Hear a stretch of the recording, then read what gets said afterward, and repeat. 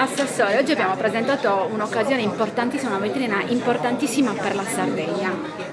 Ma direi che la grande opportunità di avere dei testimonial a carattere mondiale è una grande opportunità per la Sardegna, per l'immagine della Sardegna.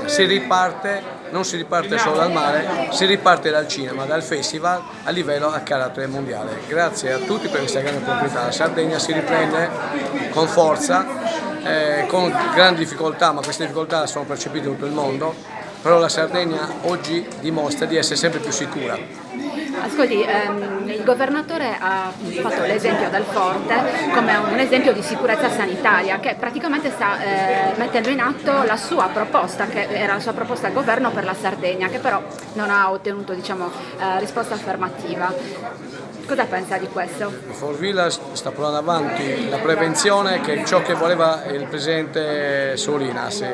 Questo modello oggi lo stanno copiando altre nazioni. Come vedete, la pandemia non è finita, la prevenzione non è mai tanta, però la Sardegna, grazie a queste misure di sicurezza e di prevenzione, sta diventando una Sardegna più appetibile in tutto il mondo.